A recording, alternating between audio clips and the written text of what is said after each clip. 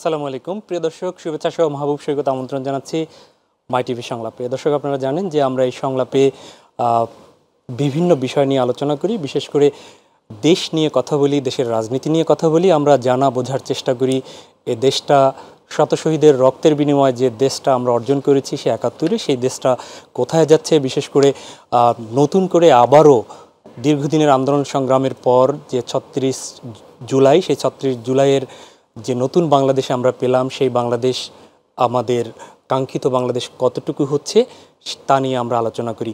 আমরা তেমনি আজকে আলোচনা করব আমাদের এদেশের সম্ভাবনার যে জায়গাটি, এদেশের অহমের ছাত্র সমাজ, সেই ছাত্র সমাজের যারা নেতৃত্ব দেন সেই ছাত্র রাজনীতি নিয়ে কথা বলবো। এবং এই কথা বলার জন্যই আমাদের স্টুডিওতে উপস্থিত রয়েছেন, আপনারা নিশ্চয়ই এতটা প্রত্যাশা করবেন না আজকে আমরা যাদের সাথে পরিচয় করিয়ে দিব।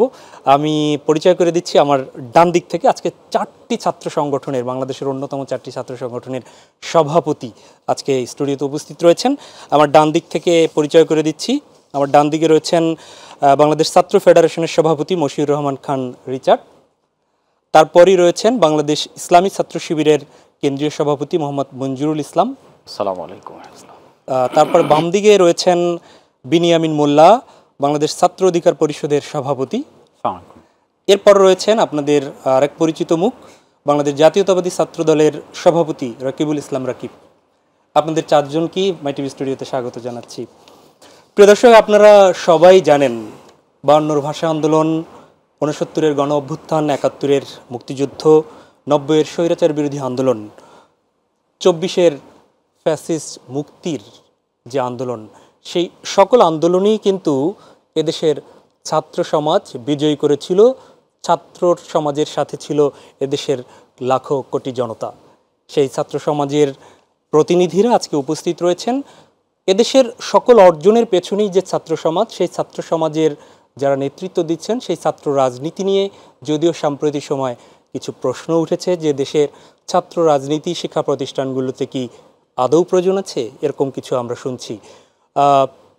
আমরা বিভিন্ন সময়ে ছাত্র রাজনীতি, ছাত্রদের এই সংগঠনগুলোর মধ্যে কিছুটা আমাদের অনাকাঙ্ক্ষিত ঘটনাও দেখতে পাই। সে বিষয়গুলো নিয়েও আজকে আমরা কথা বলবো। বিশেষ করে আমাদের পরিবর্তিত যে পরিস্থিতি, কাঙ্ক্ষিত বৈষম্যহীন বাংলাদেশ, কল্যাণমূলক দেশ গড়তে এই ছাত্র সংগঠনগুলো চিন্তা কি, সেই বিষয়গুলো আমরা আজকে সমালোচনা নয় অথবা তর্ক বিতর্ক নয়, আসলেই আমরা আজকে সংলাপ করতে চাই।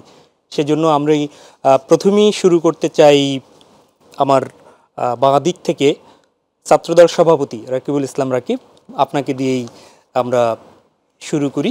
সেটি হচ্ছে যে দীর্ঘ আন্দোলন সংগ্রাম আপনারা করেছেন, নিশ্চয়ই আজকে এই ছাত্র সংগঠনটির পক্ষ থেকেই আমরা যারা শহীদ হয়েছেন তাদের আত্মার মাগফিরাত করি, আহতদের দ্রুত আরোগ্য কামনা করছি। এবং আপনাকে যে বিষয়টি দিয়ে শুরু করতে চাই তা হচ্ছে যে এই যে নতুন বাংলাদেশ, এই নতুন বাংলাদেশের প্রেক্ষাপটে আপনারা ছাত্র রাজনীতির গুণগত পরিবর্তনে আনতে বাংলাদেশ জাতীয়তাবাদী ছাত্র দলের পক্ষ থেকে কি চিন্তা করেছেন? আমরা খুব অল্প সময় নিয়ে উত্তরগুলো শুনব। ধন্যবাদ। আমাদের এই ফ্যাসিস্ট একটি সরকারের পতনের পর, ফ্যাসিস্ট সরকারের প্রধান খুনি হাসিনা পালিয়ে যাওয়ার পর থেকে আমরা বাংলাদেশ জাতীয়তাবাদী ছাত্র দল এই ছাত্র সমাজের প্রতিনিধি হিসাবে এবং ছাত্র সংগঠনগুলোর প্রতিনিধি হিসাবে আমরা খুব ইতিবাচক মানসিকতা নিয়ে রাজনীতি করে যাচ্ছি।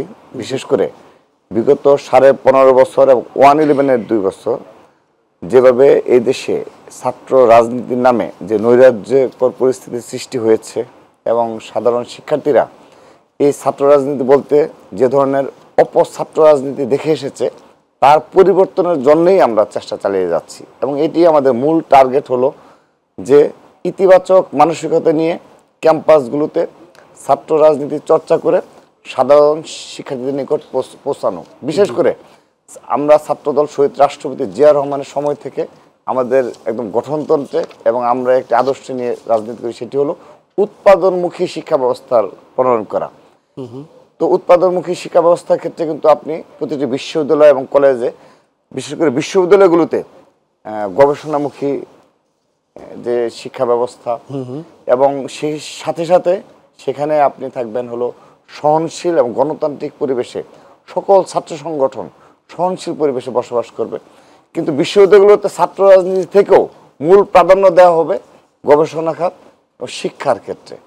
এবং বিশ্ববিদ্যালয়ের শিক্ষকবৃন্দ যারা রয়েছেন তারা যেন প্রথমত একজন এই শিক্ষার্থীদেরকে আপনি ওইভাবেই গড়ে তোলার জন্য গড়ে তোলার জন্য ভূমিকা রাখে, এবং তারাও যেন এই গবেষণামুখী যেন একটা শিক্ষা প্রতিষ্ঠান গড়ে তোলে। এবং সেজন্য সত্যিকার অর্থে শুধু খালি আমরা টক শোতে কিংবা আমরা গতানুগতিক ধারা রাজনীতি করে পরিবর্তন হবে না। এখানে আপনাকে অবশ্যই এখানে একটা নির্দলীয় সরকার রয়েছে, তারপরে আপনি একটা গণতান্ত্রিক ব্যবস্থায় একটা সরকার আসবে বলে আমরা বিশ্বাস করি। তো যারাই সরকারে থাকুক না কেন, এখানে আপনি জাতীয় বাজেটে এই শিক্ষা খাতে অবশ্যই বরাদ্দ বাড়াতে হবে। এবং বিশেষ করে বিশ্ববিদ্যালয়ের গবেষণা খাতে আমরা দেখি যে আরো হ্রাস পায়, বাজেটে বরাদ্দ আরো কমানো হয়। তো এটা খুবই দুঃখজনক এবং নিন্দনীয়। যদি এটা ফ্যাসিস্ট সরকার ক্ষমতা ছিল তাদের সময় এগুলো আসলে আমাদের ভিত্তি হিসেবে ধরা চলবে না। আমি বিশ্বাস করি আগামীতে অবশ্যই এই শিক্ষা খাতে বাজেট অনেক গুণ বাড়িয়ে এবং বিশ্ববিদ্যালয়গুলোতে এই গবেষণা খাতে স্পেশালি গবেষণা খাত এবং শিক্ষার বিনির্মাণে ভূমিকা রাখার জন্য, এবং আমি এই ক্ষেত্রে প্রয়োজনীয় শিক্ষকদের বেতন বাড়িয়ে যেন শুধুমাত্র শিক্ষাকে প্রাধান্য দিয়ে বিশ্ববিদ্যালয়গুলো হয়। সেক্ষেত্রে আমরা বাংলাদেশের স্বাধীনতা সার্বভৌমত্ব রক্ষার স্বার্থে, গণতন্ত্র রক্ষার স্বার্থে এবং এমন ছাত্র রাজনীতি গড়ব যে আমরা একসময় কোনো ব্যবসায়ীরা যেন মেম্বার অফ পার্লামেন্ট না হতে পারে, রাজনীতিবিদরা কোনো কালো টাকার মালিকরা যেন এই মেম্বার অফ পার্লামেন্ট না হতে পারে। আমরা সেই পথ রুদ্ধ করব। রাকিব, আপনি এই বিষয়গুলো বলছিলেন, আমি ছোট্ট করে আপনার কাছ থেকে একদম আরেকটু উত্তর চাই, তারপর অন্যদের কাছে ফিরবো। ছাত্র রাজনীতির আপনি গুণগত পরিবর্তনের জন্য অনেকগুলো কথা বললেন, কিন্তু শিক্ষা প্রতিষ্ঠানগুলো, ছাত্র সংগঠনগুলো, এই ছাত্র সংগঠনগুলোর সহ অবস্থান কিভাবে নিশ্চিত করবেন সেই প্রশ্নটা আমি করব। তবে ঘুরে আসছি আপনার পাশেই বসা বিনিয়ামিন মোল্লা, আপনার কাছ থেকে, সভাপতি বাংলাদেশ ছাত্র অধিকার পরিষদ, আপনার কাছ থেকে একই প্রশ্ন। ছাত্র রাজনীতির গুণগত পরিবর্তনে আপনারা এই 5 তারিখের পরে, এখন তো সরকার গঠন হলো, আপনারা কি আসলে বসার সুযোগ পেয়েছেন? আপনারা কি ভেবেছেন? এতদিন তো রাজপথে ছিলেন সবাই, এখন কিভাবে আসলে বাংলাদেশকে এগিয়ে নিয়ে যাবেন ছাত্র রাজনীতিটাকে? এইটার জন্য 2-3 মিনিটের মধ্যে একটু বলবেন। জি, যে প্রশ্নটা এখন উঠেছে, আমরা এই প্রশ্নের সমাধানটা 2021 সালেই আমরা করে ছাত্র অধিকার পরিষদের জন্ম দিয়েছি, বা ছাত্র অধিকার পরিষদকে আমরা গঠন করেছি। মূলত 2018 সালে সারা দেশব্যাপী যে কোটা সংস্কার আন্দোলনটি হয়, সেই আন্দোলনের অগ্নিগর্ভ থেকেই এই ছাত্র অধিকার পরিষদের জন্ম, সেই আন্দোলনের চেতনা এবং প্রেরণা থেকেই। তখন আমরা লক্ষ্য করেছি যে প্রচলিত যে ছাত্র সংগঠনগুলো, তারা এই যে শিক্ষার্থীদের কোটা সংস্কারের মতো এই যে একটা দাবি, সেই দাবি নিয়ে যে আন্দোলন, সেই আন্দোলনটিকে সফল করার ক্ষেত্রে সেরকম ভূমিকা পালন করতে পারছিল না। কারণ প্রচলিত ছাত্র রাজনীতির যে রং, যে ঢং, সেই ঢঙের কারণে শিক্ষার্থীদের থেকে একটা বিচ্ছিন্নতার জায়গা। সেই ডাকসু নির্বাচন হলো 18 সালের কোটা সংস্কার আন্দোলনের পরে, শিক্ষার্থীদের একটা ব্যাপক সমর্থন এবং ম্যান্ডেট পাওয়ার পরেও আমরা মাত্র কয়েকটি পদে আমাদেরকে দেওয়া হয়েছিল, বাকি পদগুলো দেওয়া হয় নাই, জানেন আপনারা। তারপরে 21 সালে আমরা তখন একটা নিজেরা চিন্তা করলাম যে আমাদের কি করা উচিত। আমরা তো অমুক ছাত্র সংগঠনকে বলি যে তারা খারাপ, বা তাদের সমালোচনা করি, অমুক ছাত্র সংগঠনকে বলি যে তারা খারাপ, তাহলে তো ছাত্রদেরকে আমাদের একটা মডেল ছাত্র সংগঠন দেওয়া উচিত। আর আমরা বলি দলীয় দাসত্ব, লেজুর ভিত্তিহীন ছাত্র সংগঠন চাই, পেশি শক্তি, কালো টাকা মুক্ত ছাত্র রাজনীতি চাই। তাহলে এরকম একটা মডেল তো ছাত্রদেরকে দিতে হবে। তো অন্যদের সমালোচনা না করে লেটস ডু সামথিং। তখন ডাকসু ভবনে নূর ভাই ছিলেন, রাশেদ ভাই ছিলেন, আমরা যারা ছিলাম, যে তাহলে আমরা একটা ছাত্র সংগঠন করব। সেই ছাত্র সংগঠনটা দলীয় লেজুর ভিত্তিক ছাত্র সংগঠন হবে না। লেজুর ভিত্তি বলতে আমরা বুঝাচ্ছি এখানে যে একটা ছাত্র সংগঠনের যে নেতৃত্ব নির্বাচন, এবং সেটা তো আপনাদের পরিকল্পনায় ছিল। এখন জি বলছি যে নেতৃত্ব নির্বাচন এবং সিদ্ধান্ত গ্রহণ এবং ছাত্র সংগঠনগুলোর যে কার্যক্রম কিন্তু দুরকম হয়। একটা হচ্ছে ছাত্র কল্যাণমূলক, একটা হলো ছাত্র অধিকারমূলক আন্দোলন সংগ্রাম। তা আমাদের বিগত এই 5 বছরের ইতিহাস ঘেটে দেখবেন যে আমরা বিশ্ববিদ্যালয়ে, ঢাকা বিশ্ববিদ্যালয়ে, প্রত্যেকটা বিশ্ববিদ্যালয় কলেজে যেইখানেই ছাত্রলীগ বা অন্য ছাত্রলীগের দোসররা, তারা যেখানেই শিক্ষার্থীদের উপর কোনো অত্যাচার করেছে, নিপীড়ন করেছে, শিক্ষার্থীরা কোনো সংকটের সম্মুখীন হয়েছে, সেই আবরার ফাহাদ থেকে শুরু করে ফুলপুরি আমরা প্রত্যেকটা সময় আমাদের যতটুকু সাধ্য সামর্থ্য ছিল আমরা কিন্তু শিক্ষার্থীদের পাশে দাঁড়িয়েছি, জি 30 এবং সেকেন্ডের মধ্যে যে বলবেন। শিক্ষার্থীদের কল্যাণ করার চেষ্টা করেছি। আমি মনে করি ছাত্রদের মাঝে, শিক্ষার্থীদের মাঝে এখন যে একটা কোয়েশ্চেন তৈরি হয়েছে যে ছাত্র রাজনীতি না দলীয় ছাত্র রাজনীতি, সেইটার সলিউশন সবচেয়ে আপ টু ডেট ছাত্র সংগঠন, ছাত্র অধিকার পরিষদ। এখানেও যে ছাত্র সংগঠনগুলো আছে দেখেন হিসাব করে সবার পরে কিন্তু তৈরি হয়েছে ছাত্র অধিকার পরিষদের। তো এটাই আসলে আমাদের বলার জায়গা। একটা বলবো যে বাংলাদেশের যে শিক্ষা ব্যবস্থা, এই শিক্ষা ব্যবস্থাটায় ছাত্র রাজনীতির কারণে, তথাকথিত ছাত্র রাজনীতির কারণে ছাত্রদের মানে সপ্তাহে তাদের 4-5 দিন 2-3 ঘন্টা করে মানে সরকার দলীয় মিটিং মিছিল করতে হয়। এই ধরনের রাজনীতি, হলের ভিতরে টর্চার, নির্যাতন করা, বিশ্ববিদ্যালয় ক্লাস পরীক্ষা বন্ধ করে তাদেরকে রাজনৈতিক কর্মসূচি করানো ভেড়ার পালের মতো, এই ধরনের ছাত্র রাজনীতি ছাত্ররা চায় না এবং আমরা চাই না এই ধরনের ছাত্র রাজনীতি বিশ্ববিদ্যালয়ে কখনো। অনেক ধন্যবাদ। আমি ফিরছি আমার ডান দিকে, মোহাম্মদ মঞ্জুরুল ইসলাম, বাংলাদেশ ইসলামী ছাত্র শিবিরের কেন্দ্রীয় সভাপতি। আপনার কাছেও একই প্রশ্ন নিয়ে যাই, আপনারা কি চিন্তা করছেন? আপনারাও দীর্ঘদিন বাকি ছাত্র সংগঠনগুলোর মতো আপনারাও দীর্ঘদিন ক্যাম্পাসে ছিলেন না, থাকতে পারেননি। আপনারা এখন কি চিন্তা করছেন ছাত্র রাজনীতির গুণগত পরিবর্তন, ছাত্রদের নিয়ে কিভাবে শিক্ষার্থীদের নিয়ে আগাবেন? মাই টিভিকে আপনাকে ধন্যবাদ। ছাত্র শিবির একটি নিয়মতান্ত্রিক ছাত্র সংগঠনের নাম। ছাত্র সংগঠন হিসেবে ছাত্র শিবিরের কর্মনীতি বা কর্মপন্থা আছে। জি, ইসলামী ছাত্র শিবির ছাত্র রাজনীতির যে গুণগত পরিবর্তন চাই, প্রথমে যে বিষয়টি ক্লিয়ার হওয়া উচিত যে বাংলাদেশের যে ছাত্র রাজনীতির কালচারটা যদি বলি তাহলে এটা স্পষ্ট হয় যে ছাত্র রাজনীতির ছাত্র বান্ধব হয়ে যে কালচারটা গড়ে ওঠার কথা ছিল এটা বাংলাদেশে হয়নি। পৃথিবীর বিভিন্ন দেশকে যদি আমরা দেখি, তারা যে ক্যাম্পাসগুলোতে যে ছাত্র রাজনীতিক চর্চা হয় সেটা হলো যে মানবতার জন্য, যুদ্ধবিরোধী, শান্তির জন্য এবং কল্যাণের জন্য তারা রাজনীতি করেন। আমরা বাংলাদেশের পার্সপেক্টিভে এরকম কোনো কালচার দেখি নাই। ইসলামী ছাত্র শিবির ছাত্রদের অধিকারের জন্যই রাজনীতি করে। ইসলামী ছাত্র শিবির দাসত্বের যে রাজনীতি বাংলাদেশে গড়ে উঠেছে, যেটা এবছরে ছাত্রদের আন্দোলনের প্রেক্ষিত ছাত্র জনতার এই বিপ্লবের মধ্য দিয়ে সেই দাসত্বের রাজনীতির এই কালচারটা ভেঙে যাবে বলে আমি মনে করি। ছাত্র শিবির চাই দাসত্বের শৃঙ্খল থেকে সকলে বের হোক, অধিকার নিশ্চিত হোক। ক্যাম্পাসে এমন একটি পরিবেশ তৈরি হবে এখানে কেউ কাকে কখনো র্যাগ দিতে পারবে না, কারো অধিকারে কেউ হস্তক্ষেপ করতে পারবে না এবং কল্যাণকর ছাত্র রাজনীতির যে রূপরেখাটা দেখে সাধারণ ছাত্ররা ছাত্র রাজনীতিক দলগুলাকে, ছাত্র সংগঠনকে গ্রহণ করবে, এরকম একটা আমরা কালচার চর্চার মধ্য দিয়ে ছাত্র রাজনীতির পরিবর্তন চাই। এখানে একটা বিষয় স্পষ্ট হওয়া দরকার যে বাংলাদেশে একটা স্টুডেন্ট যখন ক্যাম্পাসে আসে, ক্যাম্পাসে সে অনেক স্বপ্ন নিয়ে আসে, কিন্তু রাজনৈতিক অপরাজনৈতিক চর্চার কারণে, অপরাজনীতির চর্চার কারণে আমরা যে বিষয়গুলো দেখতে পারি যে সে হয়তো লাশ হয়ে ফিরেছে, অথবা সে তার অধিকার থেকে বঞ্চিত হয়েছে, ইউনিভার্সিটি থেকে ড্রপ আউট হয়ে চলে গেছে এবং সে নির্যাতনের শিকার হওয়ার মধ্য দিয়ে তার লাইফের সর্বোচ্চ স্যাক্রিফাইস করে সে এখান থেকে বিদায় নিয়ে চলে গেছে। ইসলামী ছাত্র শিবির চাই ছাত্র জনতার দাবির প্রেক্ষিত ছাত্র সংগঠনের সকলের সম্মতিতে সংলাপের মাধ্যমে একটা সুন্দর ছাত্র রাজনীতির কালচার চালু হোক, যার মধ্য দিয়ে জাতি কল্যাণকর হবে এবং একটা সুন্দর সুষ্ঠু শিক্ষা অঙ্গন গড়ে তুলবে। অনেক ধন্যবাদ। আমি অন্য প্রশ্ন নিয়ে পরে ফিরবো, তার আগে এই প্রশ্ন নিয়েই আমি ফিরছি বাংলাদেশ ছাত্র ফেডারেশনের সভাপতি মশিউর রহমান খান রিচার্ড, আপনার কাছে। আপনাকে শুভেচ্ছা এবং আমার যারা সহ আলোচক এবং যারা শুনছেন সবাইকে সালাম এবং শুভেচ্ছা।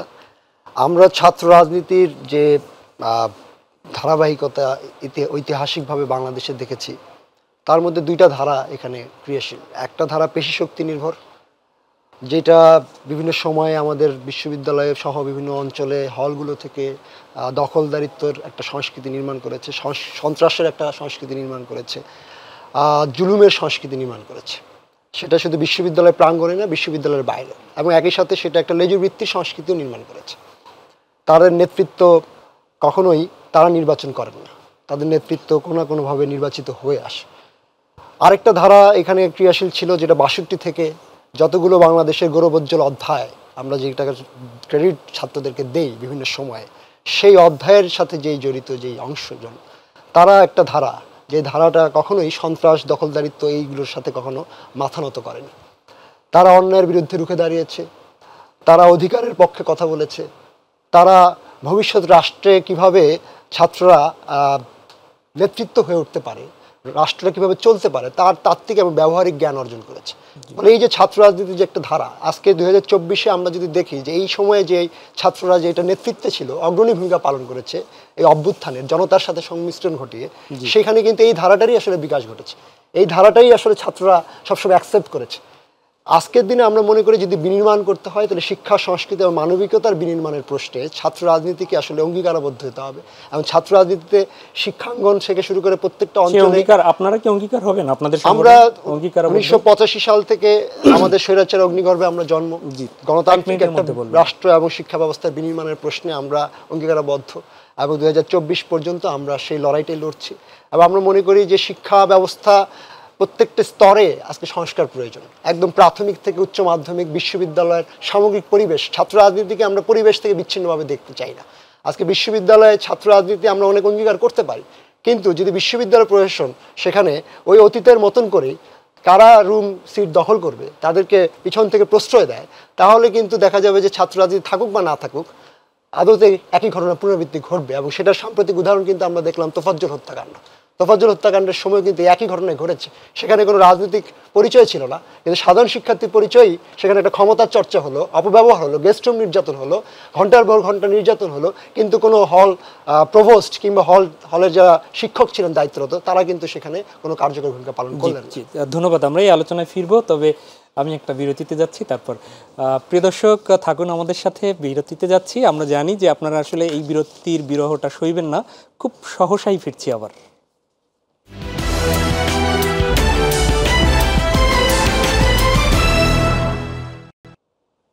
আবারও স্বাগত জানাচ্ছি এমআইটিভি সংলাপে। দর্শক, আপনারা জানেন যে আজকে দেশের অন্যতম 4টি ছাত্র সংগঠনের সভাপতি আমাদের আজকের এই সংলাপে রয়েছেন। আমরা শুনছিলাম তাদের কথা, আবারও আমরা ফিরছি সেই আলোচনায়। আমি এখন যে বিনিয়ামিন মোল্লা আপনাকে দিয়ে শুরু করতে যাচ্ছি। আমার জানার যে বিষয়টি সেটি হচ্ছে যে শিক্ষা প্রতিষ্ঠানে ছাত্র সংগঠনের সহ অবস্থান আপনারা কিভাবে নিশ্চিত করতে চান, যেখানে আমরা এর আগে বিভিন্ন সময় দেখেছি যে ছাত্র সংগঠনের মূল দলটি রাষ্ট্র ক্ষমতায় থাকেন, তারা গেলে কিন্তু অনেক সময় আধিপত্য তাদের বিস্তার হয়ে যায়। তো অন্য ছাত্র সংগঠনগুলোকে খুব একটা সুযোগ আমরা তখন দেখি যে পাই না, বা তাদের পক্ষ থেকে বিভিন্ন অভিযোগ। সেই জায়গা থেকে এখানে আমরা দেখেছি যে আজকে এই সেটে আমরা যদিও সব ছাত্র সংগঠনকেই আমরা সমানভাবে রেসপেক্ট করি, তারপরও দেশের অন্যতম 2টি রাজনৈতিক শক্তিশালী দলের, যাদের জনসমর্থন বেশি, সেরকম 2টি দলের এখানে ছাত্র সংগঠনের সভাপতিরাও রয়েছেন এই মুহূর্তে। তো তাদের কাছ থেকে আমি পরে যাই, তার আগে আপনাদের পর্যবেক্ষণটা আমি শুনতে চাই। দেখেন, এখানে শিক্ষার্থীদের কাছে একটা দায়বদ্ধতার জায়গা তৈরি করা। বললাম আমি ছাত্র অধিকার পরিষদের সভাপতি, গণ অধিকার পরিষদ ক্ষমতায় গেল, জি আমরা এই উত্তরগুলো 2 মিনিটের মধ্যে নিব। ইট ডাজন্ট ম্যাটার, ছাত্র দল হলো কিন্তু সভাপতি ক্ষমতায় গেল বা শিবির, ইট ডাজন্ট ম্যাটার। যখন নিয়মিত ছাত্র সংসদ নির্বাচনটা হবে তখন কিন্তু আমাকে শিক্ষার্থীদের কাছে জবাবদিহি হইতে হবে। আমার শক্তি আছে, এই জন্য আমি মারপিট করে সব তছনছ করে দিলাম যে আমার সাথে থাকবে, নাহলে তোর খবর আছে, হল থেকে বের করে দেবো। ওই ছিল তো ভোটের দিন আমাকে ভোট দিবে না, আমি চাঁদাবাজি করব, আমি হলের মেয়েদেরকে ডিস্টার্ব করব, আমি শিক্ষক নিয়োগের ওইখানে যায় আমি ক্ষমতা দেখাবো, তাহলে তো ক্যাম্পাসে আমার জনপ্রিয়তাটা নষ্ট হয়ে যাবে। এইটা একটা গুরুত্বপূর্ণ পয়েন্ট, যে নিয়মিত ছাত্র সংসদ নির্বাচনটা হওয়া।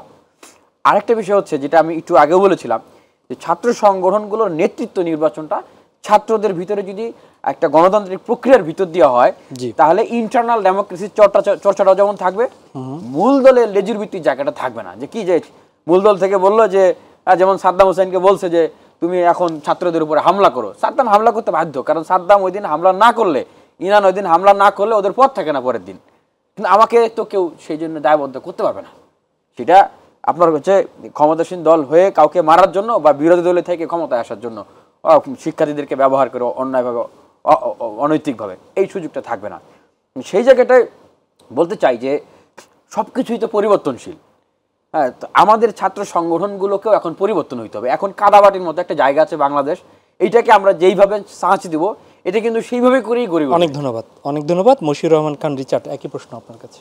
আমরা মনে করি যে আমরা একটা ভয়মুক্ত নিরাপদ ক্যাম্পাস চাই, এবং সেই ক্যাম্পাসের প্রতিষ্ঠার ক্ষেত্রে শিক্ষার্থীদের ভয়ের জায়গাগুলো কোথায় সেটাকে যদি আমরা অ্যাড্রেস করি, তাহলে আমরা দেখব তার মধ্যে একটা গুরুত্বপূর্ণ জায়গা হচ্ছে বিশ্ববিদ্যালয় হলগুলো।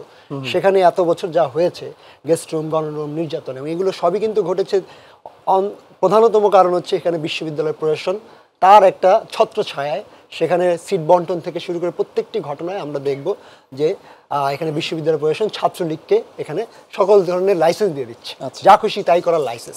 এবং এই যে বিশ্ববিদ্যালয়ের প্রশাসন এটা দিতে পারতেছে, এরও আরেকটা জায়গা হচ্ছে যে বিশ্ববিদ্যালয়ের প্রশাসনগুলো নিয়োগ হচ্ছে কিভাবে, সেখানে একটা দলীয় লেজুর ভিত্তি কিন্তু আছে, নিয়োগ প্রক্রিয়াটার মধ্যে অস্বচ্ছতা আছে। ফলে আমরা মনে করি যদি আমরা সার্বিকভাবে একটা গণতান্ত্রিক সহাবস্থানের রাজনীতি নিশ্চিত করতে চাই, তাহলে দুইটা প্রশ্ন আছে। একটা প্রশ্ন ছাত্র রাজনীতি সংগঠনগুলোর দিক থেকে অঙ্গীকারের জায়গা, আরেকটা হচ্ছে বিশ্ববিদ্যালয় প্রশাসনের কর্তৃত্বের জায়গা থেকে। ফলে সেই ক্ষেত্রে আমরা মনে করি যদি হলগুলোতে পূর্ণ নিয়ন্ত্রণ এখানে বিশ্ববিদ্যালয়ের প্রশাসনের থাকে, সেখানে যদি ভিসি নিয়োগ থেকে শুরু করে শিক্ষক নিয়োগের পুরো প্রক্রিয়াটা কোনো ধরনের যেই যখন ক্ষমতায় যাক তার কর্তৃত্ব না থাকে। যেমন আমরা দেখি যে আমাদের 73 অধ্যাদেশ অনুযায়ী বিভিন্ন পাবলিক বিশ্ববিদ্যালয়গুলো যে ভিসি নিয়োগ, সেই ভিসি নিয়োগটা কিন্তু হয় রাষ্ট্রপতি মারফত। রাষ্ট্রপতি আবার প্রধানমন্ত্রীর কোনো ধরনের নির্দেশ ছাড়া কোনো সিদ্ধান্ত নিতে পারেন না। তার মানে কিন্তু আপনি কোনো না কোনোভাবে যে ক্ষমতায় যাচ্ছে তার কর্তৃত্বটা এখানে এনশিওর হচ্ছে। তার মানে সংস্কারের কথা। ফলে সার্বিকভাবে রাষ্ট্র এবং বিশ্ববিদ্যালয়ের পরিবেশ গণতান্ত্রিক করতে গেলে সার্বিকভাবে একটা সংস্কার। অনেক ধন্যবাদ। আমি ফিরছি, আমি রাকিবুল ইসলাম রাকিব, আপনার কাছে পরে আসছি। আমি মঞ্জুরুল ইসলাম, কেন্দ্রীয় সভাপতি বাংলাদেশ ইসলামী ছাত্র শিবির, আপনার কাছে যাচ্ছি। আমরা এর আগের সময়টায় আওয়ামী লীগের আগের যে সময়টা ছিল 91 পরবর্তীতে, যখন বিএনপি জামাত বা 4 দলীয় জোটের সরকার ছিল, তখন আপনারা একই সাথে আপনাদের দলগুলো বিএনপির নেতৃত্বাধীন তারা সরকারে ছিল। আমরা বিভিন্ন সময় দেখেছি যে একসাথে আপনারা সরকার গঠন আপনাদের যে মূল দলগুলো করলেও এই হলগুলোতে কিংবা বিশ্ববিদ্যালয়গুলোতে আপনাদেরকে দেখা যেত যে রাজশাহী কিংবা চট্টগ্রাম এই জায়গাগুলো একক আধিপত্য, আবার অপরদিকে ঢাকা বিশ্ববিদ্যালয় থেকে শুরু করে বেশ কিছু হলে হয়তোবা ছাত্রদলের আধিপত্যের যে জায়গায়, এবং বেশ কিছু সম্ভবত নিজেদের মধ্যে এই আধিপত্য বিস্তারকে কেন্দ্র করে হামলার ঘটনাও নিজেদের মধ্যে আছে, আহত নিহতর ঘটনাও আছে। এই প্রেক্ষাপটে পরিবর্তিত এই প্রেক্ষাপটে আপনাদের মানে পরবর্তীতে যদি এক নির্বাচনের মাধ্যমে রাষ্ট্র ক্ষমতায় কারা যাবে সেটি জনগণ নির্ধারণ করবে, কিন্তু বৃহৎ সংগঠন হিসেবে এবারে কিন্তু সেই সংখ্যাটা কিভাবে ছাত্র সমাজ সংখ্যা করবে না, তাদেরকে কিভাবে এনশিওর করবেন যে এরকম ঘটনা ঘটবে না? জি ধন্যবাদ। 10-এর বা আওয়ামী দুঃশাসনের আগের যে চিত্রগুলা, সেই চিত্রগুলোর সাথে যদি আওয়ামী দুঃশাসনের এই সময়গুলোর সাথে যদি মিলানো যায়, তাহলে এটা স্পষ্ট হয় যে বিগত বিএনপি এবং জামাত জোট যে সরকার ব্যবস্থা ছিল, এই সময়ের চিত্রের সাথে পূর্ণ আলাদা। একটা ফ্যাসিস্ট এই রেজিমের যে কালচার ক্যাম্পাসগুলোতে তৈরি হয়েছে, তার সাথে যদি আগের তুলনাগুলা করি, তাহলে আমার মনে হয় যে খুবই সামান্য হয়তো কিছু ভুল বোঝাবুঝি ছিল, এটা ছাড়া কিছু হবে না, এটা আমি মনে করি। এখন বিগত সময়গুলোতে যেটা দেখেছি যে একটা স্টুডেন্ট, সে তার যে স্টুডেন্ট হিসেবে ইউনিভার্সিটির যে তার রাইটসটা, এটা সম্পূর্ণ বঞ্চিত ছিল। আমরা যদি এই সময়ের কথা বলি, যেহেতু সময় খুবই কম, এই সময়ের কথা বলি, 24-এর আন্দোলনের পরে ছাত্র জনতার যে বিপ্লব এবং বিপ্লবের যে প্রতিবাদী ভাষা, এটা যদি সকল ছাত্র সংগঠনগুলো ধারণ করে বা বুঝে, তাহলে আমার মনে হয় যে বিগত সময় যদি কোনো ভুল থাকে, আওয়ামী দুঃশাসনের চিত্র থেকে যদি ছাত্র সংগঠন সকলে যদি শিক্ষা নিতে পারে, তাহলে ওই ধরনের কালচার গড়ে উঠবে না। ইসলামী ছাত্র শিবির কী করতে চায়? ইসলামী ছাত্র শিবিরের বক্তব্য স্পষ্ট। ইসলামী ছাত্র শিবির মেধার ভিত্তিতেই ছাত্রদের হলের সিট বরাদ্দ থেকে শুরু করে ছাত্রদের অধিকারের ব্যাপারে স্পষ্ট বক্তব্য দেয়। মেধার ভিত্তিতে মানে কি? তারা ছাত্র শিবির করতে হবে, তাদের মধ্যে থেকে মেধাবীদের দিবেন আপনারা? ছাত্র শিবির মানে মেধার ভিত্তিতে মানে হলো প্রত্যেক স্টুডেন্টই তার মেধার ভিত্তিতে এবং তার যোগ্যতার ভিত্তিতে এবং ক্রাইটেরিয়া অনুযায়ী, মানে যে কেউ স্টুডেন্ট যে নন রেগুলার স্টুডেন্ট বা ইউনিভার্সিটি সেই স্টুডেন্ট না, সে তার রাইটস নাই যে ক্যাম্পাসের হলে থাকার, বা তার বয়স হয়নি ক্যাম্পাসে থাকার। এক একটা ক্যাম্পাস বা এক একটা ক্যাম্পাসের রুলস রেজুলেশনটা এক এক রকম হয়ে থাকে। সে যদি আপনাদের রাজনীতির সাথে সম্পৃক্ত না থাকে? আমাদের এখানে কোনো রাজনীতি নেই, এখানে ছাত্রদের অধিকারের কথা বলা হচ্ছে। এখানে ছাত্রদের অধিকার নিশ্চিত হচ্ছে কিনা, এটা কোনো একটা দল বা একটা গোষ্ঠী বা একটা রাজনীতির করলেই তাকে সিট দিতে হবে আর দিতে হবে না, এইটার কালচার ইসলামী ছাত্র শিবির কোনো সময় বিশ্বাসী না। একটা কথা বলছেন যে আধিপত্য বা হলো এই ধরনের, ইসলামী ছাত্র শিবির এই ধরনের শব্দের সাথে বা এই ধরনের কথাকে ইসলামী ছাত্র শিবির বিশ্বাসী না। এই ধরনের আধিপত্য, দাসত্ব, যেগুলা বিগত দুঃশাসনে মানুষদেরকে বন্দি করে রাখা হয়েছিল, ক্যাম্পাসগুলোতে শুধু হত্যা দেখেছি, আমরা লাশ দেখেছি। বুয়েটে হত্যা হয়েছে, জগন্নাথে হত্যা হয়েছে, রাজশাহী ইউনিভার্সিটিতে হত্যা হয়েছে, রাজশাহী আমাদের ইসলামী ছাত্র শিবিরের একজন কেন্দ্রীয় সভাপতিকে বুয়েটে নির্মমভাবে আঘাতে তাকে এখন পর্যন্ত অস্বাভাবিক করে রাখা হয়েছে, তার চলাফেরার জন্য অনেক কষ্ট। কাজে এই পরিস্থিতি আমরা দেখে আসছি।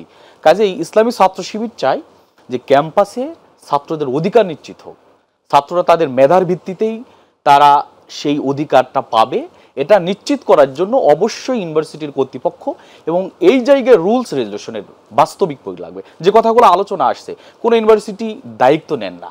আমরা দেখছি তোফাজ্জল হত্যার কথা যদি বলি বা জাহাঙ্গীরনগর ইউনিভার্সিটিতে একজন ছাত্র হত্যার কথা যদি বলি, এখানে প্রশাসনের অবশ্যই ব্যর্থতা আছে, তারা এই জায়গায় ভূমিকা রাখতে পারে নাই এবং আওয়ামী দুঃশাসনের যে সবল থাবাটা এখনো যে কিছু তাদের পেতাত্তাদের ভিতরে আছে, এটা স্পষ্ট হয়। কারণ যাদেরকে ঢাকা ইউনিভার্সিটি থেকে গ্রেপ্তার করা হলো, তাদের 6 জনকে গ্রেপ্তার করা হয়েছে, এর 5 জনই হলো যে একসময় তারা ছাত্রলীগ করতো। তার মানে তাদের সেই সবলগুলো এখনো থেকে গেছে।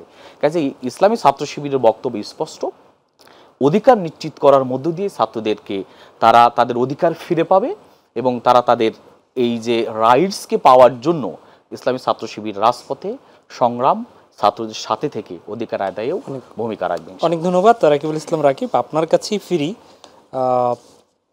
রাষ্ট্র পরিচালনার ছাত্র সংগঠন, আপনি যে জাতীয়তাবাদী দল বিএনপির রাষ্ট্র পরিচালনা আসলে একাধিকবার 4-4বারের ছিল এবং সেই ক্ষেত্রে সেই বিএনপির ছাত্র সংগঠন জাতীয়তাবাদী ছাত্র দল, সেই ছাত্র দলের এই মুহূর্তে আপনি সভাপতি এবং আপনার নেতৃত্বের যে কমিটি আছে সেই কমিটিও ফ্যাসিবাদ বিরোধী আন্দোলনের কমিটি, যদিও দীর্ঘদিনের, বাকি যারা সবাই ফ্যাসিবাদ বিরোধী আন্দোলনের সময় আপনারা সভাপতি ছিলেন। সেই জায়গা থেকে যদি প্রধানতম দলগুলোর অন্যতম ছাত্র সংগঠনের আপনার সভাপতি হিসেবে এই আশ্বস্তের জায়গাটা, ছাত্রলীগের কথা বাকি সবাই বলেছে যে তারা গত 15 বছরে নিশ্চয়ই আপনারা ক্যাম্পাসে কার্যক্রম করতে পারেননি, এখন সেই বিগত দিনকে আপনারা কি আবার পুনরাবৃত্তি হবে? আপনারা ঢাকা বিশ্ববিদ্যালয়ে এর আগে আমরা দেখেছি এবং এর আগেও প্রশ্ন ছিল যে আপনাদের মধ্যে কিন্তু 90-এর গণঅভ্যুত্থান আপনারা একসাথে করেছিলেন, কিন্তু তারপর সরকার গঠনের পরে ভ্রাতৃপ্রতিম ছাত্র সংগঠনগুলোর মধ্যে নিজেরা বিভেদ তৈরি হয়েছিল। সেই অবস্থাটা তৈরি হবে না, এই নিশ্চয়তা কিভাবে আমাদেরকে দিচ্ছেন আপনি? ধন্যবাদ। মূলত আমরা ছাত্রদলের পক্ষ থেকে ইতিমধ্যে আমরা দাবি করেছি এবং সাধারণ শিক্ষার্থীদের যে দাবি রয়েছে জি, যে বিশ্ববিদ্যালয় এবং আমার ছাত্র ফেডারেশনের যে সম্মানিত সভাপতি রিচার্ড ভাই তিনিও বলেছেন যে বিশ্ববিদ্যালয়গুলোতে, হলগুলোতে পুরোপুরি নিয়ন্ত্রণ আপনাকে বিশ্ববিদ্যালয় প্রশাসনের হাতে থাকতে হবে। আবার সেই শিক্ষক যারা দায়িত্বে থাকবে তাদের দায়িত্ব পুঙ্খানুপুঙ্খভাবে পালন করতে হবে।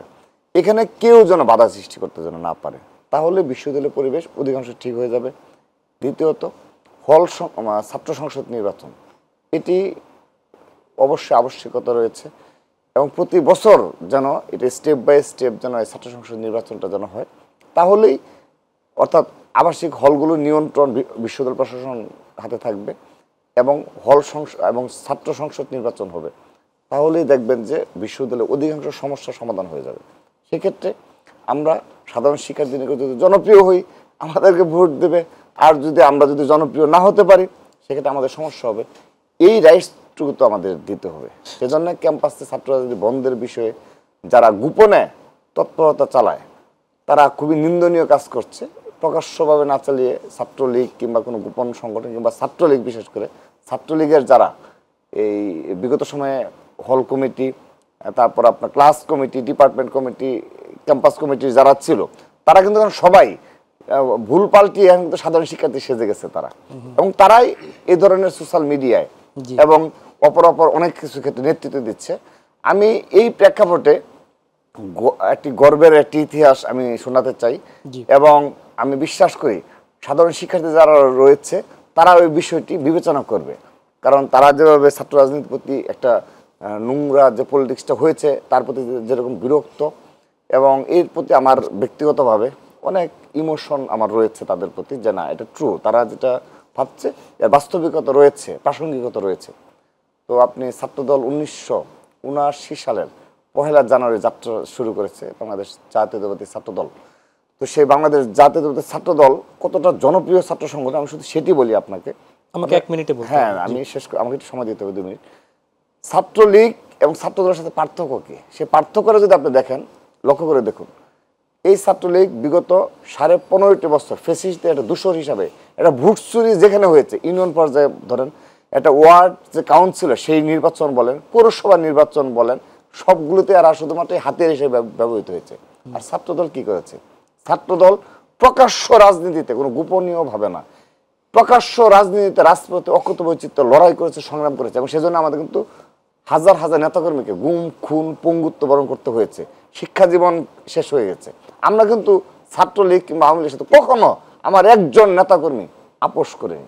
তো এটি হলো ছাত্রলীগের ডেডিকেশন গণতন্ত্রের পক্ষে, হ্যাঁ ছাত্র দলের ডেডিকেশন, এই দেশের জন্য, এই রাষ্ট্রের জন্য, বাংলাদেশ স্বাধীনতা সার্বভৌমত্ব লড়াই ছিল। দ্বিতীয়ত আমি শেষ করে দিচ্ছি, আপনি ছাত্রলীগ ছাত্রদল পার্থক্য বুঝতে হলে আপনাকে জানতে হবে এই ছাত্রদল থেকে যারা অতীতে যারা বের হয়েছে, এই ঢাকা বিশ্ববিদ্যালয়ের, অর্থাৎ এখন যারা আমাদের যারা অনুজ রয়েছে, তাদের যে অগ্রজ যারা ছিল, তারা সবাই কিন্তু স্ব এলাকায় একজন খুবই জনপ্রিয় লিডার হিসেবে আবির্ভূত হয়েছে। আপনি সেটা যদি এমপি ইলেকশন দেখেন, সেখানে দেখবেন যে ছাত্রদল করা প্রায় বাংলাদেশে 150টি আসনে তাদের ব্যাপক একটা অবস্থা। আমি 300 আসনের মধ্যে আমি চ্যালেঞ্জ করে বলতে পারি ছাত্রদলের সাবেক নেতৃত্ব মিনিমাম 200 আসনে ব্যাপক জনপ্রিয়। তারা এলাকায় সাধারণ জনগণের পাশে থাকে, তারা জানে কিভাবে স্বাধীনতা সার্বভৌমত্ব লড়াই করতে হয়, কিভাবে সাধারণ জনগণের পাশে জনপ্রিয় হতে হয়, সাধারণ জনগণের সুখে দুঃখে আপদে বিপদে কিভাবে পাশে থাকতে হয়। এটি কিন্তু তারা এই বিশ্ববিদ্যালয় থেকেই তারা শিখে গেছে। শেষ করে দিচ্ছি, তারপরে আসুন আপনি ইউনিয়ন পর্যায়ে বলেন, সেখানেও ছাত্রদলের জয় জয়কার। তো নিশ্চয় কোনো কারণ রয়েছে। আমরা যে বিগত 15.5 বছরের লড়াই করলাম, এই ছাত্রদলের সংগঠনের ওয়ার্ড পর্যন্ত এখন কেন স্ট্রং? নিশ্চয়ই সাধারণ মানুষের কাছে গ্রহণযোগ্যতা রয়েছে, কারণে এই হাজার হাজার লক্ষ লক্ষ নেতাকর্মী এখানে এই পতাকা তলে রয়েছে। সেজন্য ছাত্রলীগ কখনো এই ধরনের জনপ্রিয় সংগঠন সাধারণ জনগণের মাঝে হতে পারেনি। আপনি লক্ষ্য করে দেখবেন যে যারা বিগত সময়ের আপনার ছাত্রলীগ কিন্তু অনেক পুরনো সংগঠন, আওয়ামী লীগের আগে ধরতে গেলে ছাত্রলীগ, মুসলিম লীগ ছিল। তো সেই প্রেক্ষাপটে ছাত্রলীগের কতজন নেতাকর্মী এই আওয়ামী লীগের টপ পর্যায়ে রয়েছে, কিংবা আওয়ামী লীগের মাটিও মানুষের নেতা হতে পারছে? কেউ পারে নাই, মানে আওয়ামী লীগের নেতারাই পারে নাই, ছাত্রলীগ তো আর পারবে না। কিন্তু আমাদের ছাত্রদলের সেই সংগঠন এই ঢাকা বিশ্ববিদ্যালয়ের সহ বাংলাদেশের সকল শিক্ষা প্রতিষ্ঠান থেকে যারা পাশ করে বের হয়ে এই জাতীয় রাজনীতিতে আবির্ভূত হয়েছে, তারা সবাই নিজ নিজ জায়গায় জনপ্রিয় নেতা হিসেবে আবির্ভূত হয়েছে। এটিও আমি কি করবো যে সাধারণ শিক্ষার্থীরা কিন্তু এটিকেও বিবেচনায় রাখতে হবে। আপনার কাছে আমি ফিরবো, আমি সরাসরি আপনার বিপরীতে বর্ষা মশিউর রহমান খান রিচার্ড আপনার কাছে একটু আসছি। আপনার দল কি মনে করেন যে অন্তর্বর্তী সরকারের এই সময় একদমই সবার কাছ থেকে আমি হয়তো 1 মিনিটে উত্তরটা চাবো, সেটি হচ্ছে যে ছাত্র রাজনীতির নিষিদ্ধের একটা আওয়াজ উঠছে, আপনাদের কথার মধ্যেই আসছে যে বিভিন্নভাবে তার সাথে হয়তো ছাত্রলীগের ইন্ধন থাকতে পারে। আপনারা কি এই অন্তর্বর্তী সরকারের এই সময়ই মনে করছেন ক্যাম্পাসগুলোতে সংসদ নির্বাচন হওয়া দরকার? আপনাদের সেই স্থানটা কি? আগে এই মুহূর্তে দেশের রাষ্ট্রীয় যে শান্তি শৃঙ্খলার প্রশ্নটা আছে সেটাকে প্রায়োরিটি দিয়ে কাজ করা দরকার। বিশ্ববিদ্যালয়ের একাডেমিক পরিবেশ এখনো সঠিকভাবে চালু হয়নি, সক্রিয়ভাবে রিসেন্টলি হয়েছে, কিন্তু এখন অনেক কাজ করার বাকি আছে।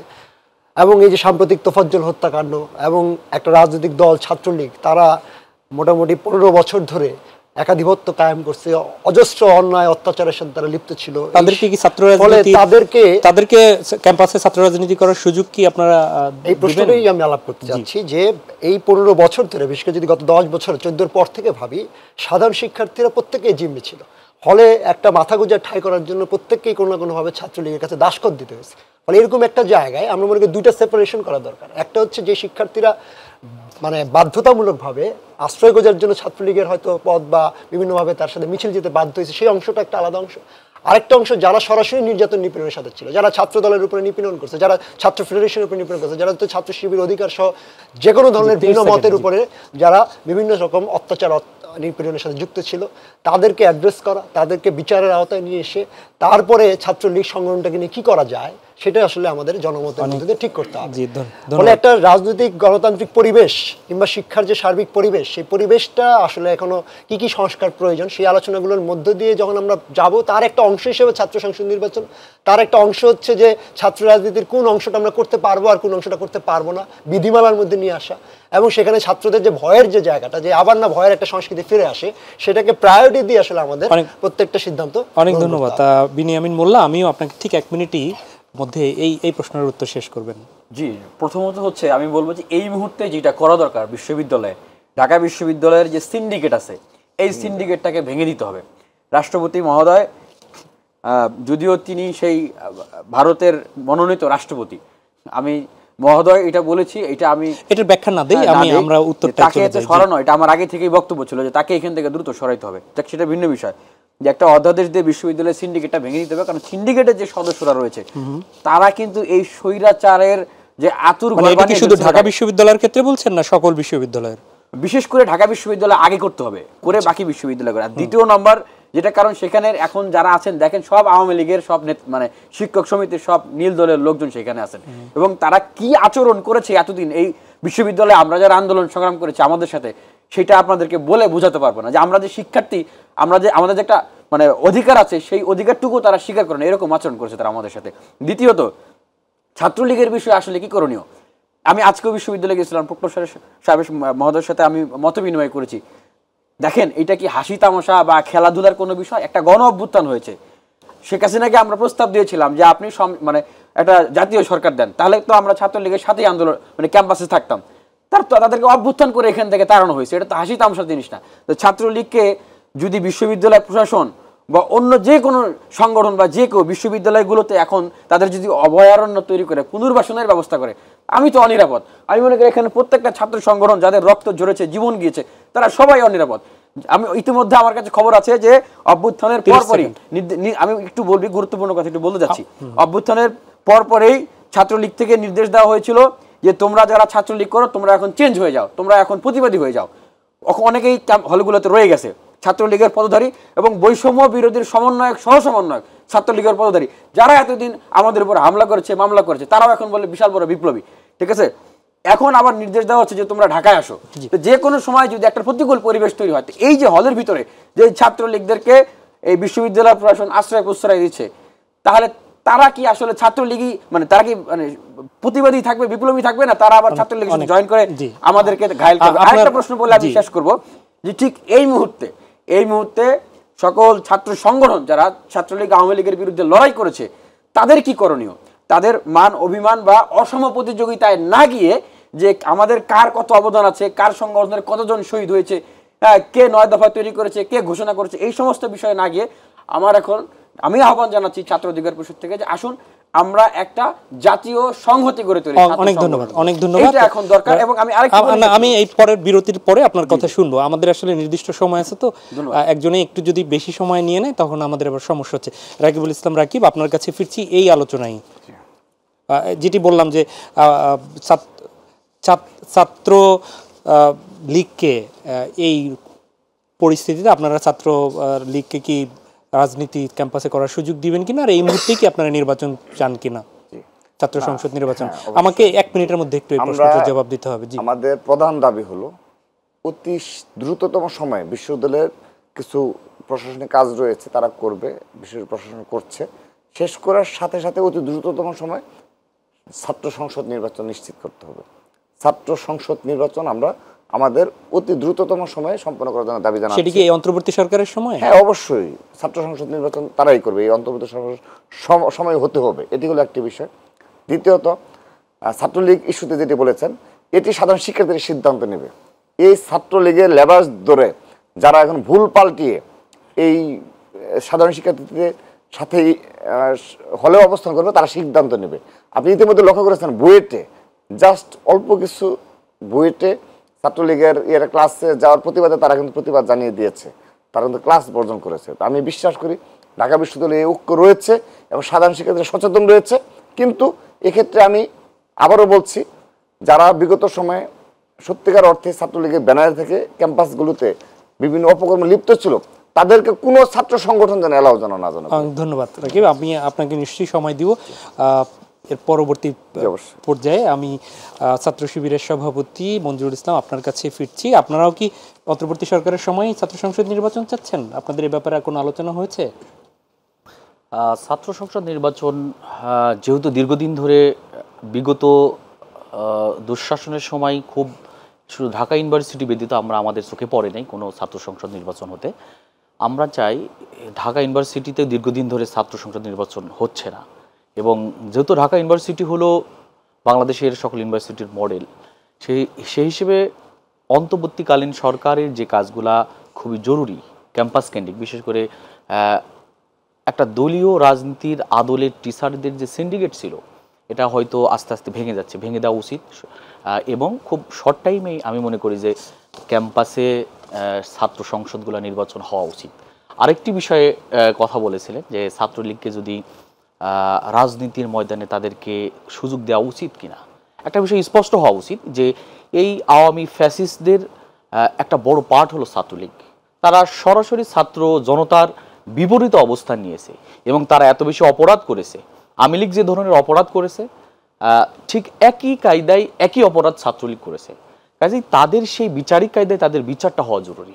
বিচার হওয়ার পরে এদের অপরাধী যারা অপরাধী, যারা সত্যিকারের অপরাধী, প্রথম অপরাধী তাদের দল, কারণ তাদের দলকে লেলি দেওয়া হয়েছে।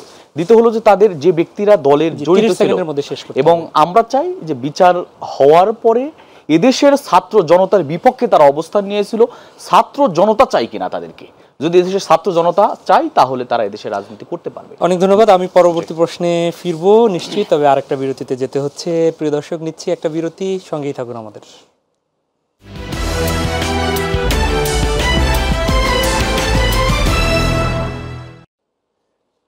আবার স্বাগত জানাচ্ছি মাই টিভি সংলাপে। দর্শক, আমরা চলে যাচ্ছি সরাসরি আজকের আলোচনায়। আমি বড় মশিউর রহমান খান রিচার্ড আপনাকে দিয়ে শুরু করছি। প্রসঙ্গ হচ্ছে ঢাকা বিশ্ববিদ্যালয়ে ছাত্র শিবিরের রাজনীতি। আপনি জানেন 90 পরবর্তী সময়ে পরিবেশ পরিষদ একটি গঠন হয়েছিল, তারপর থেকে ঢাকা বিশ্ববিদ্যালয়ে ছাত্র রাজনীতি করার ব্যাপারে একটা এমবার্গো ছিল।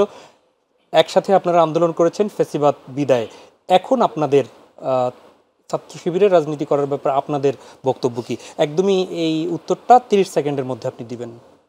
আমরা মনে করি যে 1971 থেকে 24 এই যে জার্নি, এই জার্নিকে আমরা ধারণ করি, 71-এর আত্মত্যাগকেও ধারণ করি, একই সাথে 24-এর আত্মত্যাগকেও আমরা ধারণ করি।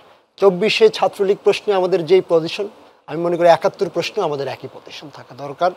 24-এ ছাত্রলীগকে যেমন আমরা বলতেছি যে তাদের অবশ্যই বিচারের মুখোমুখি হতে হবে, যারা দায়ী, এবং তার প্রেক্ষিতে পরবর্তী সিদ্ধান্তটা আসলে জনগণ নেবে। আমরা বলি 71-এর প্রেক্ষিতেও বাংলাদেশে যারা যেই সকল সংগঠন 71-এর গণহত্যার সাথে ওই নামে অভিযুক্ত কিংবা তৎকাল স্বাধীনতার বিরুদ্ধে তাদের অবস্থান গ্রহণ করার কারণে জনগণের কাছে প্রশ্নবিদ্ধ, তাদেরকে আসলে ক্লিয়ার করতে হবে যে তারা আসলে কিভাবে রাজনীতি করবে, এবং একই সাথে আমরা মনে করি সে দায়টা তারা গ্রহণ করবে কিনা। ঠিক যেমনটা সরাসরি উত্তর দিচ্ছি যে ছাত্র শিবিরের ঢাকা বিশ্ববিদ্যালয়ে রাজনীতি করার ব্যাপারে এখন ইতিমধ্যেই তারা আত্মপ্রকাশ করেছে। আপনার দল কি মনে করছেন যে করতে পারার অধিকার তাদের আছে কি নেই? আমি মনে করি যে আমরা প্রথমত প্রত্যেকেরই গণতান্ত্রিক অধিকারের পক্ষে, আমরা গণতান্ত্রিক অধিকারের পক্ষে, কিন্তু ছাত্র শিবির ছাত্রলীগ 1971, 2024 দুইটা অভিযুক্ত। ফলে সেই প্রশ্নটাকে ডিল না করে আমরা আসলে এটা আসলে জনগণ ঠিক করবে, ছাত্র সমাজ ঠিক করবে। আমরা এই মুহূর্তে প্রথমত মনে করি অনেক ধন্যবাদ বনিয়ামিন মোল্লা। একই সময় 30 সেকেন্ড 1 মিনিট সর্বোচ্চ এই প্রশ্নে আমি সংক্ষেপে কয়েকটা পয়েন্ট বলবো। জাস্ট নাম্বার 1, আমি সময় দিতে পারবো না, আমার 1 মিনিটের মধ্যে বলবেন। পয়েন্ট ছিল যে যেহেতু আওয়ামী লীগ সমঝোতার ভিত্তিতে ক্ষমতা ছাড়ে নাই, অভ্যুত্থানের ভিত্তিতে তাকে তাড়িয়ে দেওয়া হয়েছে, সুতরাং আওয়ামী লীগ এবং ছাত্রলীগ বা তার কোনো অঙ্গ সংগঠনের বাংলাদেশে রাজনীতি করার কোনো অধিকার নাই অভ্যুত্থানের ভিত্তিতে তারা। দ্বিতীয় হচ্ছে যে ছাত্র সংসদ নির্বাচন, বিশ্ববিদ্যালয় প্রশাসন, শিক্ষার্থী, অনেক ছাত্র সংগঠন সবাই একটু স্থিতিশীলভাবে প্রতিযোগিতায় আসুক, একটা স্থিতিশীল পরিবেশ তৈরি করুক, এনভায়রনমেন্টের ভিতর দিয়ে ছাত্র সংসদ নির্বাচন হবে। সেটা যদি আলোচনা হয়ে গেছে, আমাদের প্রশ্ন ছিল হয় সেটা, নাহলে যদি পরে আরো পরে করতে হয় পরে করবে। ছাত্র শিবিরের বিষয়, আর আপনি যে ছাত্র শিবিরের বিষয়ে যে রাজনীতিটা বললেন, যে আমরা যখন ডাকসু নির্বাচন ছিল তখনই ছাত্রলীগের সবাই সাইন করে কাগজ পাঠিয়েছিলেন যে নুরুল হক নূর আপনি যা সাইন করে দেন যেন ধর্মভিত্তিক ছাত্র রাজনীতিটা নিষিদ্ধ হয়ে যায়। মানে মূলত টার্গেট ছিল ছাত্র শিবির। আমরা তখনই সেটা সাইন করে নিই। মানে আমরা আগে থেকেই প্রত্যেকটা কমিউনিজম যদি বিশ্ববিদ্যালয়ের অ্যাডভোকেসি করতে পারে তাহলে ধর্মভিত্তিক কোনো ছাত্র সংগঠন কেন করতে পারবে না, আমরা সেটা গিয়েছিলাম। যে আমাদের কারো রাজনীতি নিয়ে কোনো আপত্তি নাই। আর একটা পয়েন্ট আমি বলবো যে ছাত্র সংগঠনগুলোর ভিতরে যে আলোচনাটা উঠে আসছে, যেহেতু ছাত্র সংগঠনগুলোর অনেক 10 সেকেন্ড, জি। ছাত্র সংগঠনগুলোর অনেক নেতৃবৃন্দরা শহীদ হয়েছেন এবং বৈষম্যবিরোধী কমিটি, সেই হিসাবে এখন যারা উপদেষ্টা রয়েছে তাদের কাছে বলতে চাই যে অনেকগুলো মন্ত্রণালয় এখন ডিস্ট্রিবিউট করা হয় নাই। সেই মন্ত্রণালয়গুলো বাংলাদেশের বিপ্লবী ছাত্র জনতা অসংখ্য যোগ্য লোক আছে, দ্রুত ডিস্ট্রিবিউট করেন, তাহলে তো আপনি রাষ্ট্র চালাতে পারছেন না। রাকিবুল ইসলাম রাকিব, আপনার কাছে ফিরছি এই প্রশ্নের জবাব নিয়ে। জি, মানে শিবির প্রশ্ন। জি জি, ধন্যবাদ। এটি আমি স্পষ্টভাবে বলতে চাই কিছু কথা। সেটি হলো যে প্রথমত ঢাকা বিশ্ববিদ্যালয়ের সর্বশেষ যে বিসি স্যারের নেতৃত্বে যে মিটিংটা হলো, এই প্রশ্নের জবাব 2 মিনিটে বলবেন। আগে হ্যাঁ, কম দিয়েছিলাম মিটিং যে হলো, সেই মিটিংয়ে আপনার ছাত্র শিবিরের প্রতিনিধি কারা থাকবে কিংবা ছাত্র শিবির থাকবে এটা অপর ছাত্র সংগঠন থাকবে জানা ছিল না। তো তারা যখন পরবর্তী জেনেছে তখন বিসি স্যারকে জিজ্ঞেস করেছিল যে স্যার এখানে ছাত্র শিবির এসেছে, আমরা তাদেরকে চিনি না, এই এতগুলো ছাত্র সংগঠন 10টি, আপনি কিভাবে চিনলেন? তো এটা কিন্তু একটি গুরুতর প্রশ্ন যে বিসি স্যার খুঁজে পেল ছাত্র শিবিরের প্রেসিডেন্টকে, আবার সেক্রেটারিকে পায় নাই, তারপর প্রক্টর স্যার পেয়েছে, কিন্তু ঢাকা বিশ্ববিদ্যালয়ের ক্রিয়াশীল যে 12টি সংগঠন 13টি সংগঠন ছাত্রলীগ তো নাই, তারা কিন্তু এই ছাত্র শিবিরের সবাই খুঁজে পায়নি বছরকে বছর, যুগের পর যুগ। তো এটি একটি শিক্ষার্থীদের মনে খুব গভীরের প্রশ্ন জেগে উঠেছে। দ্বিতীয়ত আরেকটি পয়েন্ট আমি বলছি, সেটি হলো বিগত 15.5 বছরে যারা অপ্রকাশ্যভাবে থেকে হয়তোবা তারা আওয়ামী লীগের বিরুদ্ধে ভূমিকা রেখেছে, কিন্তু ঢাকা বিশ্ববিদ্যালয় ক্যাম্পাসে যারা ছাত্রলীগের ব্যানারে থেকে একটা শিবির দূরে জবাই করার স্লোগান দিয়েছে, তারা তো নৈতিকভাবে রাজনীতি করার যোগ্যতা রাখে না তারা। কিন্তু তারা, আমরা এখন দেখতে পাচ্ছি যে শিবিরের শীর্ষ পর্যায়ের নেতৃবৃন্দ ছাত্রলীগের পদে ছিল, তারা এখন ছাত্র শিবিরের আত্মপ্রকাশ করছে। তো এটি সাধারণ শিক্ষার্থীরা সমস্ত ধিক্কার জানাচ্ছে এবং খুবই ইতিমধ্যে এটি নিয়ে খুবই একটি নিন্দনীয় কাজ হিসাবে আখ্যায়িত হচ্ছে। তো বিগত 15.5 বছর যেভাবে ছাত্রলীগ ছাত্র শিবিরকে আশ্রয় প্রশ্রয় দিয়েছে, একইভাবে ছাত্র শিবির যেন ছাত্রলীগকে আশ্রয় প্রশ্রয় না দেয়। তো এটা কিন্তু শিক্ষার্থীদের মনে খুব গভীর প্রশ্ন উঠে গিয়েছে যে ছাত্রলীগ যে 15.5 বছর ছাত্র শিবিরকে আশ্রয় দিয়েছে, ছাত্র শিবির ঠিক একই কায়দায় ছাত্রলীগকে আশ্রয় দিচ্ছে, এটা কিন্তু অভিযোগ চলে এসেছে। শুধু তাই নয়, তাদের যে আমির, জামাতের যে আমির রয়েছে, তিনি কিন্তু প্রকাশ্যভাবে বলেছেন যে আওয়ামী লীগকে ক্ষমা করে দেওয়া, আওয়ামী লীগের নেতৃবৃন্দ তাদের ছায়াতলে নিয়ে আসা। ঠিক একইভাবে আমাদের কাছে অভিযোগ রয়েছে যে ছাত্র শিবিরের পতাকা তোলে তারা ছাত্র লীগের বেশ নেতাকর্মী সারা দেশেই তারা, এটি হলে কিন্তু তারা আবারও 71 সালের মতো আরো বড় ধরনের প্রতিরোধের মুখোমুখি হবে। অভিযোগের তীর সংগঠনের সেখানটায় সভাপতি ছাত্র শিবিরের ব্যাপারে কিছু প্রত্যাশার কথা বলেছেন ছাত্র দল সভাপতি, ছাত্র শিবির সভাপতির কাছে যাই। আমি আসলে সময় পাবো না। যদি কেউ ছাত্র শিবির থেকে ছাত্র লীগে যুক্ত হয়, তাকে আসলে ছাত্র শিবিরের সভাপতি আছেন এখানে বসে, তাকে বহিষ্কার করবেন কিনা, তার বিষয়ে কি আচ্ছা প্রথম বলি যে বিষয়টা উঠে আসে 71 ইস্যুতে একটা ইস্যু চলে আসছে। ইসলামী ছাত্র শিবিরের জন্ম 1977 সাল। 71-এর ইস্যুটাকে ইসলামী ছাত্র শিবির 71-কে ধারণ, নিঃসন্দেহে 71 আমাদের গৌরবের, আমাদের অর্জন, কিন্তু 71 এবং 77-এর ডিফারেন্সটা অনেক দূরত্ব। এই বিষয়টা আমাদের মনে হয় যে সকলের স্পষ্ট হওয়া উচিত। আর দ্বিতীয়ত হলো যে পরিবেশ পরিষদের যে কথাটা আসছে, পরিবেশ পরিষদের এটা বিশ্ববিদ্যালয়ের অ্যাক্ট 1973 সাল যদি আমরা দেখি, অথবা এটা অথেন্টিক কোনো কিছু না, এটা কয়েকটা সংগঠন একটা সংগঠনকে নিষিদ্ধ করবে, একটা সংগঠন আরেকটা সংগঠনকে নিষিদ্ধ করতে পারে কিনা, এটা কতটুকু যৌক্তিক হতে পারে। এরপরে যদি বলি বৈষম্য বিরোধী আন্দোলনে যে বৈষম্যের কথা বলা হচ্ছে, ইসলামী ছাত্র শিবির যদি ঢাকা ইউনিভার্সিটিতে রাজনীতি না করতে পারে, তাহলে আমরা যে এখনো বৈষম্য মুক্ত নই এটা প্রমাণিত হবে। ইসলামী ছাত্র শিবির এখনো বৈষম্য মুক্ত হয়নি।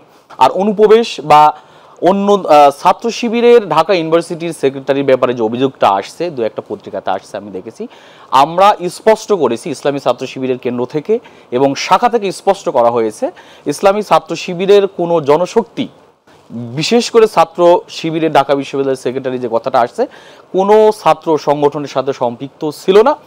ঢাকা ইউনিভার্সিটির বিভিন্ন, স্পেশালি যদি বলি, তিনি ডিবেট ক্লাবের একজন সদস্য হিসেবে কাজ করেছেন। কাজেই ডিবেট ক্লাবের সদস্য হওয়া, বিভিন্ন অর্গানাইজেশনের সাথে থাকা, সামাজিক অর্গানাইজেশনের সাথে থাকা, আর একটা রাজনৈতিক দলের দায়িত্বশীল হিসেবে আর একটা রাজনৈতিক দলের সদস্য হওয়া, এটা এক জিনিস না। কাজে যে বিষয়গুলো মিডিয়াতে আসছে, এইগুলো একটা অপপ্রচার ছিল এবং ইসলামী ছাত্র শিবিরের নৈতিকতার প্রতি একটা আক্রমণ ছিল।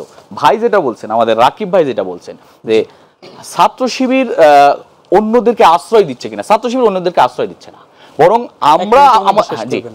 আমরা অনেক, আমাদের কাছে অনেক তথ্য আসে কিন্তু আমরা সব তথ্যগুলো বলি না।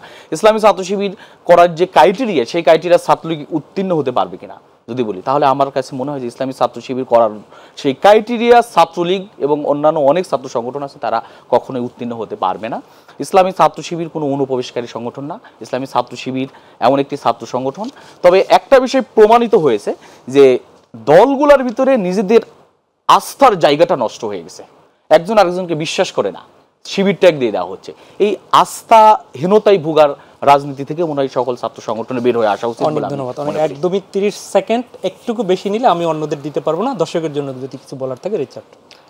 আমরা মনে করি যে বাংলাদেশে একটা নতুন সম্ভাবনা তৈরি হয়েছে এই ছাত্র জনতা গণ অভ্যুত্থানের মধ্য দিয়ে, এবং সেখানে প্রচুর মানুষ শহীদ হয়েছেন, এখনো বহু মানুষ হাসপাতালে কাতরাচ্ছেন।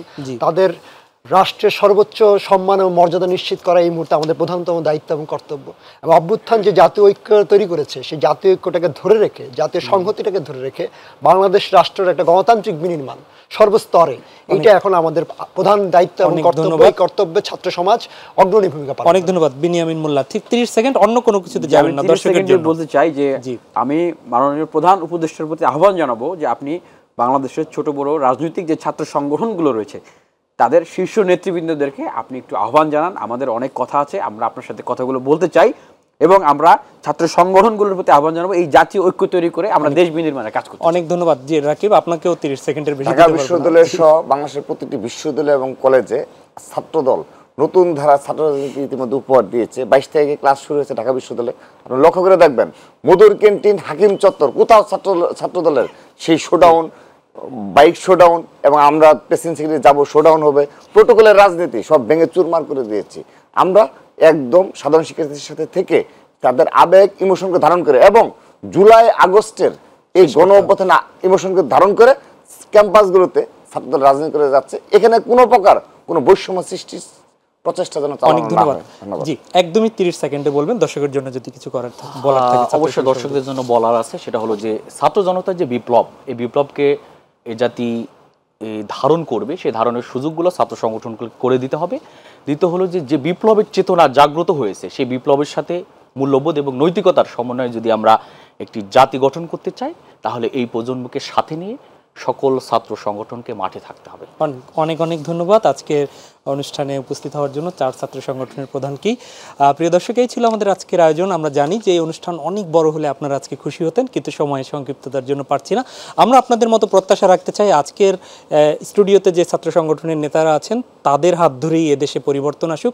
তাদের মতো যারা বৈষম্য বিরোধী আন্দোলন করেছেন, যারা এদেশের একটি কল্যাণমূলক রাষ্ট্র গড়তে চান, তারা সবাই একসাথে হয়ে সুখী, সমৃদ্ধশালী, কল্যাণমূলক একটি রাষ্ট্র বাংলাদেশ নির্মাণ করুক। একসাথে সকল মত এবং পথ ভুলে এই প্রত্যাশা রেখে শেষ করছি আজকের মাই টিভি সংলাপ। আল্লাহ হাফেজ।